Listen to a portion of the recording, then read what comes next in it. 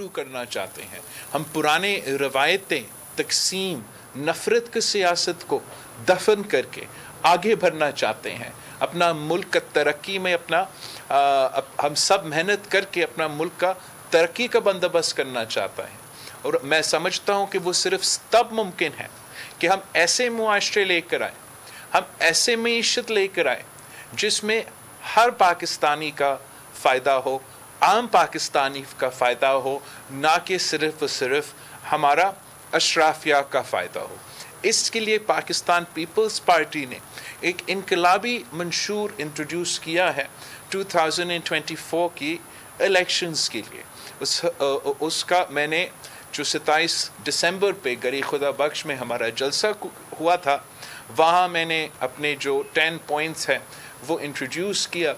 ज़रूर इस पे तफसील हम सेमिनार्स भी करेंगे और डिटेल में जाएंगे, मगर आज आपके सामने एक बार फिर वो 10 पॉइंट्स को मैं दोहराना चाहूँगा कि पाकिस्तान पीपल्स पार्टी को अगर ये मौका मिला कि हमें हुकूमत की ज़िम्मेदारी मिली, तो हमारे ये 10 वादे हैं पाकिस्तान के अवाम के साथ कि हम कोशिश करेंगे। हमारा सबसे पहला वादा कि हम चाहते हैं कि पाकिस्तान के अवाम के जो तनख्वाह है, जो उनके क़ुव्वत ख़रीद है, जो उनका आमदनी है, उसमें हम चाहते हैं कि हमारा टारगेट हो कि हम उसको डबल करें, उसको दुगनी करें। ये हमारा पहला वादा है।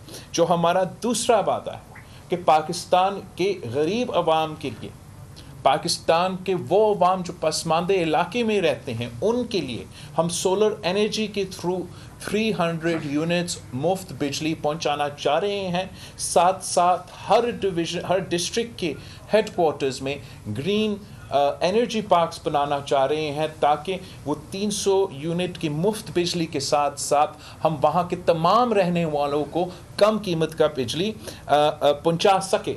तीसरा जो हमारा वादा है कि हम पाकिस्तान में मुफ्त और मेयारी तालीम ले आना चाह रहे हैं। हर बच्चे को ये मौका फराहम करना चाहते हैं कि वो मुफ्त और मेयारी तालीम हासिल कर सके। चौथा तो जो हमारा वादा है वो सेहत के हवाले से हम चाहते हैं कि हम मुफ्त और मेयारी इलाज मुल्क भर में पाकिस्तान के अवाम के लिए ये फैसिलिटी हम प्रोवाइड करें। जैसे हमने NICD, NICH, SIUT, गम्बिट, child line foundation और बहुत से ऐसे सेहत के इदारे सिंध के मुख्तलिफ अजला में खड़े किए हैं जो मुफ्त इलाज दे रहे हैं। हम इसी किस्म के इदारे इंशाअल्लाह ताला पाकिस्तान के तमाम अजला में, पाकिस्तान के तमाम डिस्ट्रिक्ट्स में इनको हम मुफ्त हॉस्पिटल्स बनाएंगे। पांचवा जो हमारा वादा है कि हम 30 लाख घर गरीब तरीन लोगों के लिए बनाना चाह रहे हैं।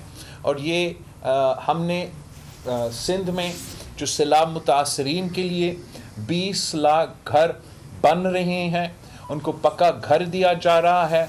उन घर में जो औरतें हैं, जो ख़वातीन हैं, उनका नाम किया जा रहा है, उनको मालिकाना हकूक़ दिया जा रहा है।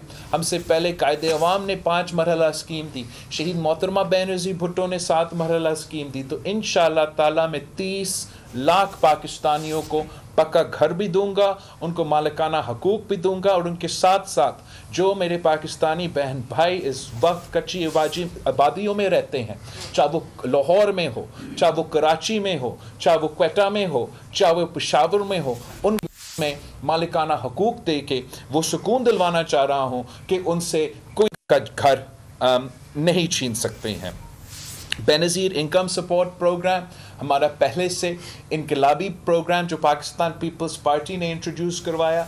इंशाअल्लाह ताला ना सिर्फ हम इस प्रोग्राम को में इजाफ़ा लेकर आएंगे, मगर जो वसीला हक़, वसीला रोज़गार, वसीला सेहत, वसीला तालीम के तमाम जो इसके फ़ीचर्स थे, जो किसी न किसी वजह से कभी मियाँ साहब के दौर में, कभी खान साहब के दौर में उनको बंद किए गए, उनको हम इंशाअल्लाह ताला बहाल करेंगे। और फिर जैसे हमने Benazir income support programme introduce किया, बेनज़ीर कार्ड इंट्रोड्यूस किया, वैसे ही इंशाअल्लाह ताला हम अपने किसानों के लिए किसान कार्ड इंट्रोड्यूस करेंगे, ताकि बड़े इंडस्ट्रीज़ को सब्सिडीज़ देने के बजाय, बड़े मिल मालकान को सब्सिडीज़ देने के बजाय हम अपने छोटे किसानों को उनकी जेब में डायरेक्टली کسان کارڈ کے تھرو پیسہ دلوائیں گے، ویسے ہی ہم اپنے مزدوروں کے لیے، اپنے محنت کشوں کے لیے مزدور کارڈ لے کر آنا چاہتے ہیں تاکہ ان کو سوشل سیکیورٹی ملے، تاکہ ان کو پینشن ملے، تاکہ اس کارڈ کے تھرو ہم وہ تمام سہولتیں فراہم کریں جو پاکستان کے محنت کرنے والے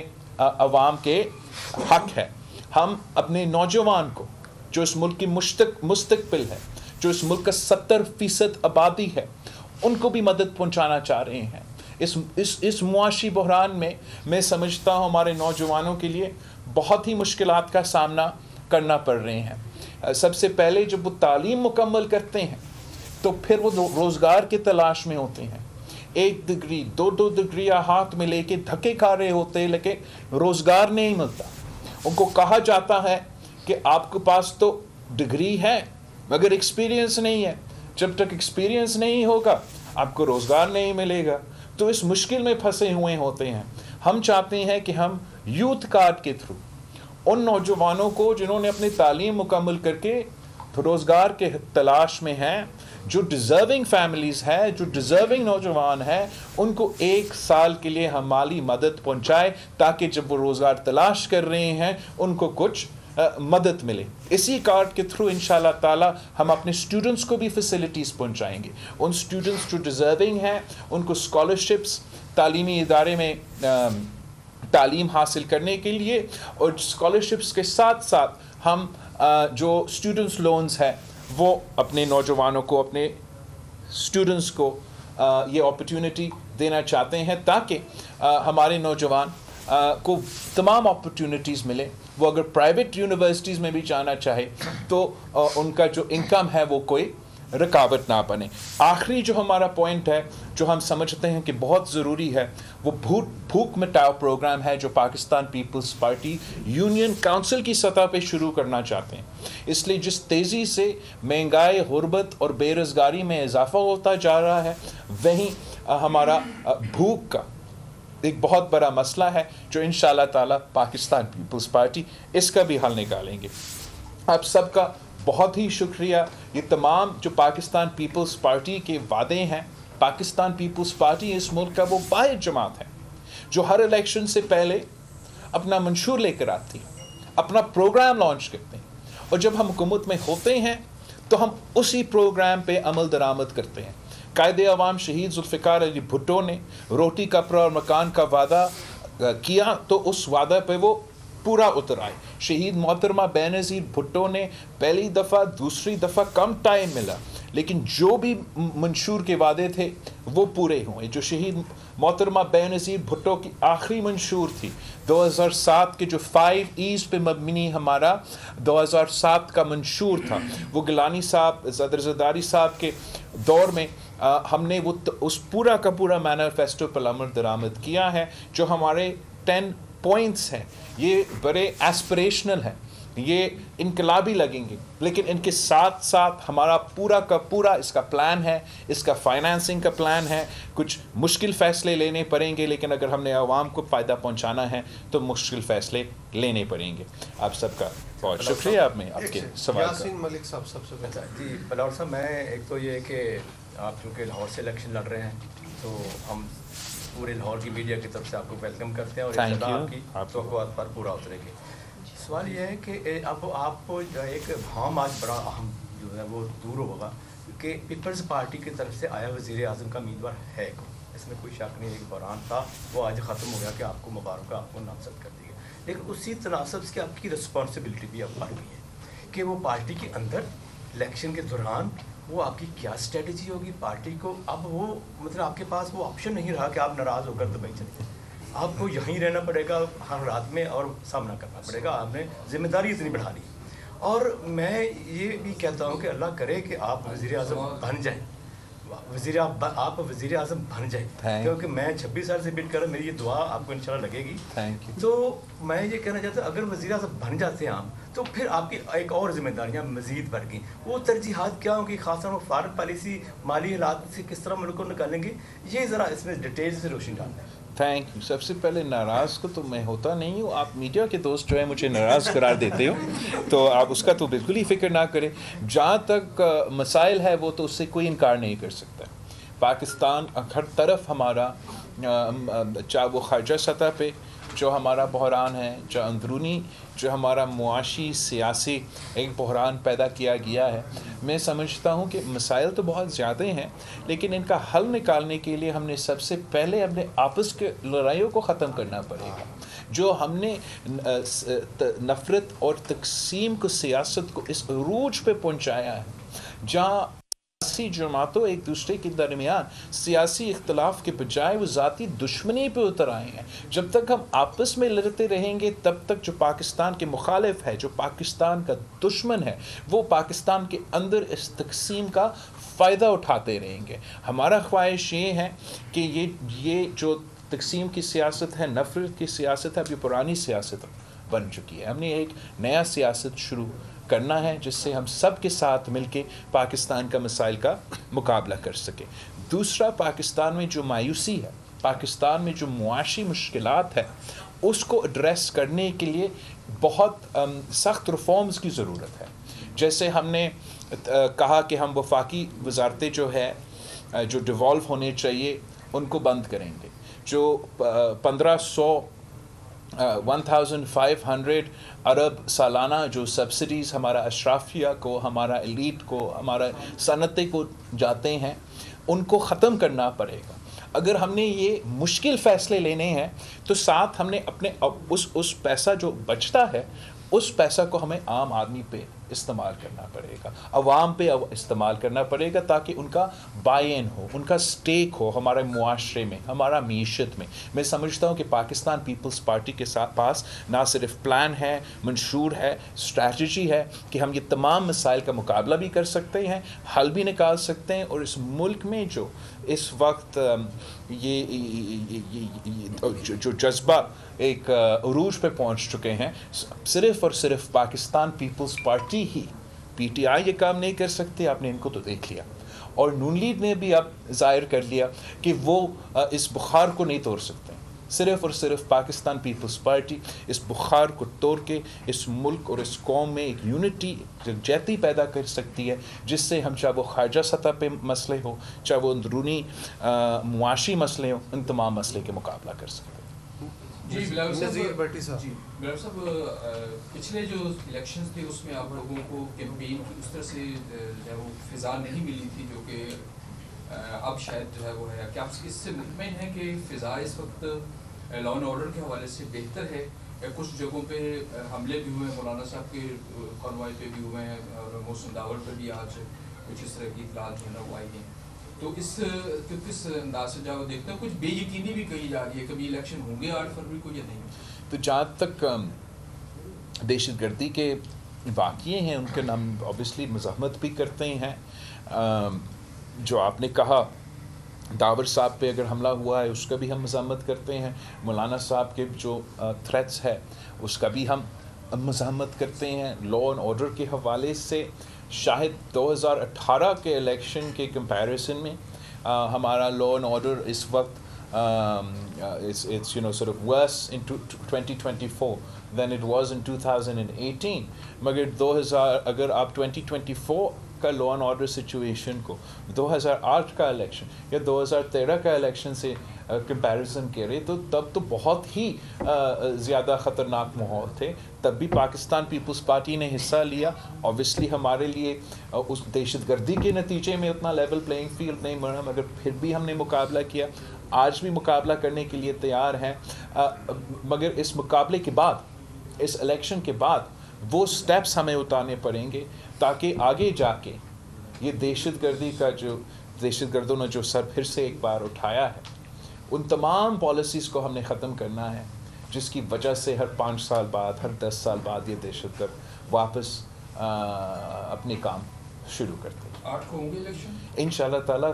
8 پہ ضرور ہوں گے الیکشن. میاں شعیب صاحب. اچھا بلاول صاحب ایک بتائیں کہ ایک پارٹی کی طرف آپ وزیر اعظم کے امیدوار ہیں اور دوسری طرف آپ کے انکل نواز وزیر اعظم ہیں. انکل نواز جن کو آپ اپنے انکل نواز کہتے ہیں وہ وزیر اعظم کے امیدوار ہیں، لیکن عوام جو ہے وہ آپ کو تھرڈ پارٹی کو کہ باقی سیاسی جماعتیں اپنے حریف جو بھی سمجھیں، پاکستان پیپلز پارٹی کسی سیاستدان کو، نہ کوئی سیاسی جماعت کو اپنا مخالف سمجھتی ہے.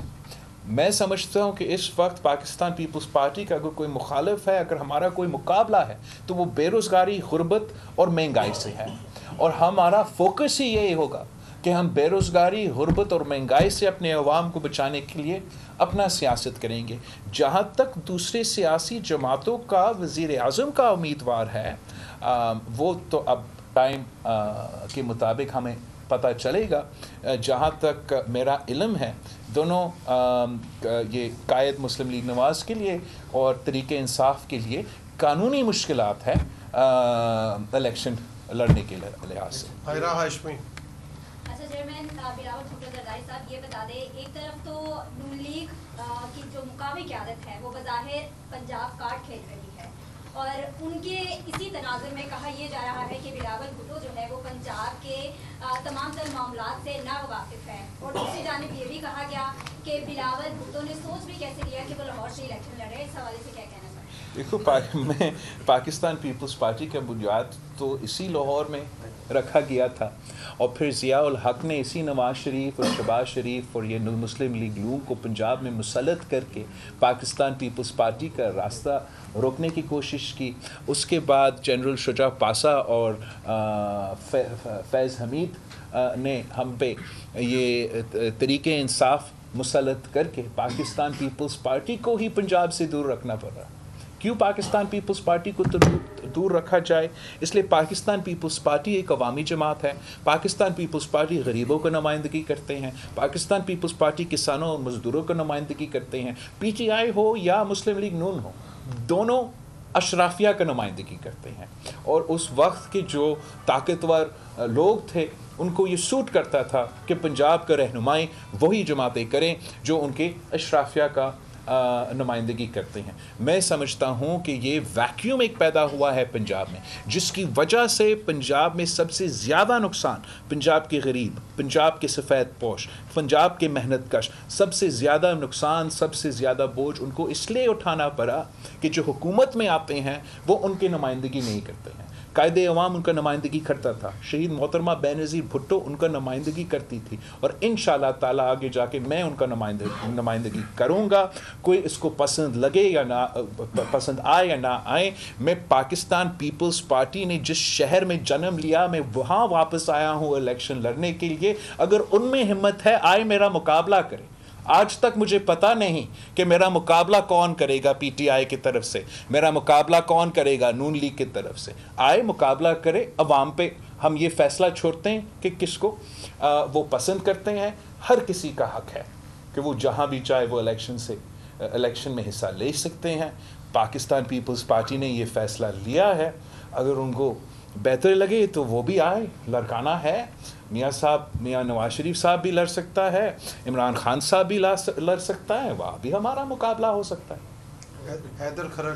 اچھا بلاول صاحب یہ بتائیے گا کہ مختلف حلقوں میں یہ بات کی جا رہی ہے کہ نواز شریف کو چوتھی مرتبہ وزیر اعظم بنانے کی تیاریاں کی جا رہی ہیں. چھوٹے میاں صاحب کا تو آپ نے ساتھ دیا حکومت میں, کیا بڑے میاں کا بھی دیں؟ ہم پاکستان پیپلز پارٹی اپنے بلبوتوں پہ الیکشن لڑ رہی ہے. پاکستان پیپلز پارٹی اپنے نشان پہ الیکشن لڑ رہی ہے. اور میں نے تو پہلے بھی کہا ہے کہ انگریزی میں ایک کہاوت ہے کہ فول me once shame on you, fool me twice شیم آن می. تو اسی کے مطابق ہم آگے جا کے اپنا سیاست کریں گے. جہاں تک چوتھی بار وزیر اعظم بننے کی بات ہے, وہ تو میرا خیال میں کوئی الیکشن کے بعد کوئی بائی الیکشن ہوگا. اگر ان کو اکثریت ملا تو پھر یہ چوتھی والا کہانی حقیقت میں تبدیل ہو جائے گا.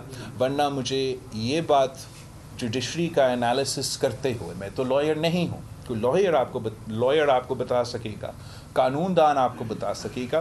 مجھے یہ مشکل لگ رہا ہے کہ ہم جوڈیشری سے یہ امید رکھے کہ وہ کسی ایک کو نااہل کرے اور کسی دوسرے کو اہل کرے. یا دونوں اہل ہوں گے یا دونوں نااہل ہوں گے. حسن علی.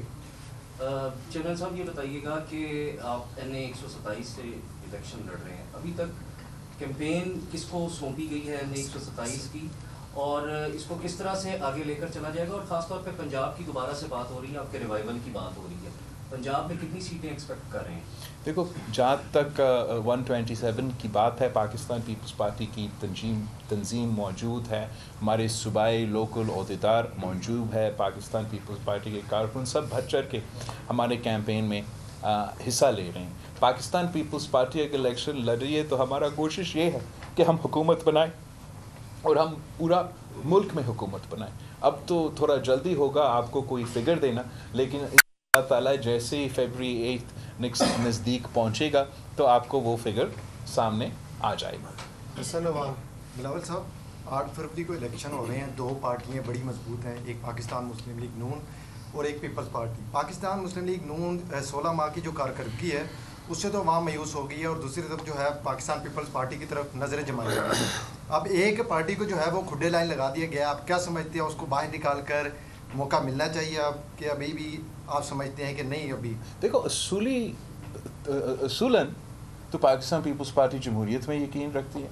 पाकिस्तान पीपल्स पार्टी चाहती है कि सारी सियासी जमातों को ना सिर्फ स्पेस मिलना चाहिए मगर वो मौका मिलना चाहिए कि हम कैंपेन करें और सब अपना अपना प्रोग्राम अवाम के सामने रखें, जो अवाम की मर्ज़ी वो तो सर आँखों पे। मगर जिस जमात की तरफ आप इशारा कर रहे हो, इन्होंने कभी इस मौक़िफ़ को नहीं अपनाया। वो हमेशा चाहते थे कि धांधली हो, सिलेक्शन हो, और वैसे ही 2018 का इलेक्शन में हुआ था। तो अब अगर वो ये इम्कान रख रहे हैं कि जैसे उनको 2018 में लेके थे वैसे ऐसे कुछ फरवरी 8 पे होगा, तो वो ना मुझे लग रहा है कि ऐसे कुछ होगा, ना आपको लग रहा है कि ऐसे कुछ होगा। मैं समझता हूँ कि तमाम सियासी जमातें जब ये मुतालबा करते हैं कि हम चाहते हैं कि हमारे जो इदारे हैं वो अपने दायरे में रह के काम करें, तो वही हमें अपने से सियासी जमातों सियासत के दायरे में रह के काम करेंगे। और अगर तमाम सियासी जमातों सियासत के दायरे में रह के काम करें तो शायद हम सबको वो स्पेस, वो मौका ज़रूर मिलेगा, और हम पाकिस्तान का जो सियासत है उसको एक मैच्योर सियासत बनाएंगे। लेकिन अगर पाकिस्तान की दूसरी सियासी जमातों की यही तरीका होगा कि या मैं खेलूँगा या मैं किसी को नहीं खेलने दूँगा, मैं कभी सुप्रीम कोर्ट में हमला करूँ तो कभी मैं जिना हाउस पे हमला करें, तो फिर वो सियासत के दायरे में नहीं रहे। फिर ज़रूर एक रिएक्शन होगा, रियासत की तरफ एक रिएक्शन होगा, और उसको ना सिर्फ उनको भुगतना पड़ेगा मगर उसका नुकसान तो हमारा पूरा मुआशरे पे, जमहूरी निज़ाम पे ज़रूर होगा। फैसल इब्राहिम। अच्छा बिलावल साहब, आपने 10 निकात जो है उनका जिक्र किया, बहुत ही काबिल अमल है, आवाम को उसकी ज़रूरत है, लेकिन सबसे इम्पॉर्टेंट पॉइंट आपके इस मंशूर में मिसिंग था। पीपल्स पार्टी ने जमहूरियत के लिए बहुत ज़्यादा कुर्बानियाँ दी, मेरे ख्याल में सबसे ज़्यादा कुर्बानियाँ देने वाली जमात है पीपल्स पार्टी, और जमहूरियत का हमेशा पीपल्स पार्टी का वो वर्डिक्ट भी चलता रहा कि बदतरीन जमहूरियत भी डिक्टेटरशिप से बेहतर है। बिल्कुल। तो आपके इस मंशूर के अंदर वो नुक्ता नज़र नहीं है, क्योंकि पाकिस्तान 76 साल से एक विशियस सर्कल में है। बीबी शहीद के साथ भी ऐसा किया गया, 90s के अंदर भुट्टो के साथ भी किया गया। वहाँ रेगुलेशन ऐसी, अगर आपको मौका मिलता है तो क्या ऐसी रेगुलेशन कानून साजी आप करेंगे कि उनका रास्ता रोकें जो बार बार इस मुल्क के साथ खेलते हैं और तजुर्बाकारी करते हैं? तो आपका सवाल का बहुत शुक्रिया। हमने एक्चुअली जानबूझ के अपने मंशूर को 2 हिस्सों में तकसीम किए हैं। जो मैं आपसे शेयर कर रहा हूँ ये हमारा इकॉनमी के लिहाज से अवाम को हम क्या इस मुश्किल। Chairman peoples party Bilawal Bhutto Zardari Lahore में प्रेस कॉन्फ्रेंस कर रहे हैं। सब्सक्राइब करें और बेल दबाएं ताकि कोई खबर रह न जाए।